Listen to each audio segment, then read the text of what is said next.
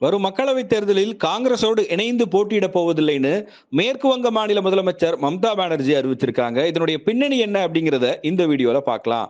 2024 நாடாளுமன்ற தேர்தலில் பாஜகவை வீழ்த்துவதற்காக எதிர்க்கட்சிகள் எல்லாம் இணைந்து பாஜக எதிர்ப்பு என்கிற ஒரே புள்ளியில் இந்தியா கூட்டணியை உருவாக்கியிருந்தாங்க. இந்த கூட்டணியில தமிழ்நாட்டை சேர்ந்த திமுக உள்ளிட்ட அதன் கூட்டணி கட்சிகள், தேசிய அளவில் பார்க்கும்போது அரவிந்த் கெஜ்ரிவால், மம்தா பானர்ஜி, சரத்பவார் இப்படி பல தலைவர்களும் அதுல இணைஞ்சாங்க. அதனைத் தொடர்ந்து பெங்களூரு, மும்பை, டெல்லின்னு பல்வேறு கூட்டங்களும் நடத்தப்பட்டது. இந்த கூட்டத்திற்கெல்லாம் பிறகு தேசிய அளவில் இடங்களை பகிர்ந்து கொள்வது, தேர்தலுக்கு பின்பு பிரதமரை முடிவு செய்வதுன்னு பல விஷயங்கள் விவாதிக்கப்பட்டது. இந்த சூழ்நிலையில தான் இன்னைக்கு மம்தா பானர்ஜி மேற்கு வங்க மாநிலத்தில் நாங்க காங்கிரஸ் கட்சியோடு கூட்டணி அமைக்க போவதில்லை, அதற்கான பேச்சுவார்த்தை எதுவும் நடக்கவில்லை, தேசிய அளவில் எங்களுடைய நிலைப்பாடு என்ன என்பதை தேர்தல் முடிவுக்கு பிறகு பார்க்கலாம் அப்படின்னு சொல்லியிருக்காங்க.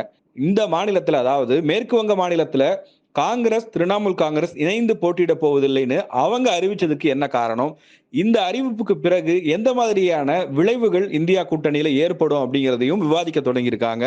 அதுல மேற்கு வங்க மாநிலத்தை பொறுத்த வரைக்கும் 42 மக்களவை தொகுதிகள் இருக்கு.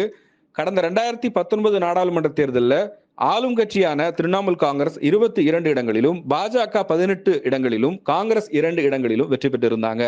இந்த தேர்தலில் எத்தனை இடங்கள்ல திரிணாமுல் காங்கிரஸ் போட்டியிட போகுது, காங்கிரஸுக்கு எத்தனை தொகுதிகளை ஒதுக்கும் அப்படிங்கிற பேச்சு வந்தப்ப காங்கிரஸ் தரப்பிலிருந்து தங்களுக்கு 10 12 தொகுதிகளை ஒதுக்க வேண்டும்னு அவங்க கேட்டதாகவும், ஆனால் அதற்கு திரிணாமுல் காங்கிரஸ் சம்மதிக்கவில்லை என்கிற ஒரு பேச்சும் இருந்தது.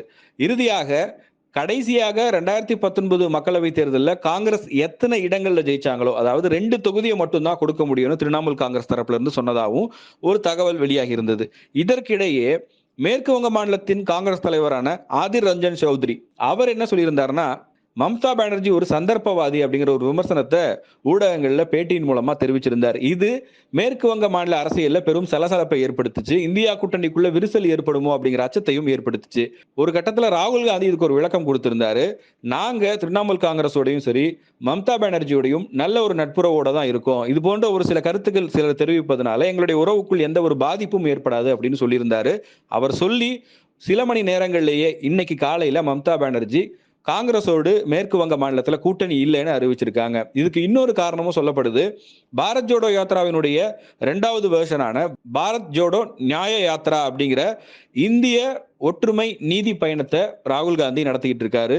முதல் கட்டமாக நார்த் ஈஸ்ட் மாநிலங்கள்ல அதை அவர் மேற்கொண்டிருந்த நிலையில் இப்போது மேற்கு வங்க மாநிலத்துக்குள்ளே ராகுல் காந்தியின் இந்திய ஒற்றுமை பயணம் நடக்கவிருக்கிறது. இது குறித்து அதிகாரப்பூர்வமாக கூட்டணி கட்சியின் தலைவர் என்கிற அடிப்படையில் கூட மம்தா பானர்ஜிக்கு அழைப்பு கொடுக்கப்படவில்லை.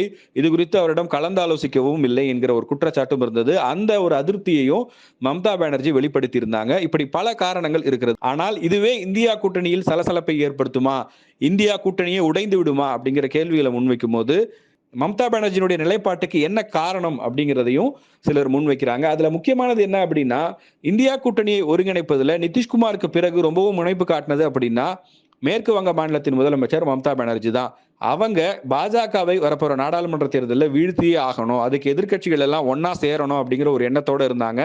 அதனுடைய வெளிப்பாடு தான் இன்னைக்கு பல்வேறு கருத்து வேறுபாடுகளை தாண்டி இந்தியா கூட்டணிக்குள்ள இத்தனை கட்சிகள் ஒருங்கிணைந்து தேர்தல் வேலையை தொடங்கியிருக்காங்க. அதனால இது கூட்டணியில ஒரு விரிசலையோ குழப்பத்தையோ ஏற்படுத்தாது. வரப்போற நாட்கள்ல இது சுமூகமான முறையில பேச்சுவார்த்தைக்கு பிறகு தீர்வு காணப்படும்னு சொல்லியிருக்காங்க. இந்தியா கூட்டணியில யார் பிரதமர் வேட்பாளர் அப்படிங்கிற விவாதங்கள் வந்தப்ப காங்கிரஸ் கட்சியை சேர்ந்த அதனுடைய தலைவர் மல்லிகார்ஜுன கார்கேவை முன்மொழிந்ததே மம்தா பானர்ஜி தான். அப்படி இருக்கும்போது காங்கிரஸோட அவங்க முரண்பட மாட்டாங்க. இது மேற்கு வங்க மாநிலத்துக்கான அரசியல். அங்க இடங்கள் ஒதுக்கீடு செய்வதில் இருக்கக்கூடிய சிக்கலை தீர்ப்பதற்கான யுக்தியா தான் இதை பார்க்கணும் அப்படின்னு சொல்றாங்க. அடுத்தடுத்த நாட்கள்ல கூட்டணிக்கான பேச்சுவார்த்தை எப்படி நடக்க போகுது, இந்தியா கூட்டணியினுடைய இடப்பங்கீடு என்பது சுமூகமா நடக்குமா அப்படிங்கிறத பொறுத்திருந்து பார்ப்போம்.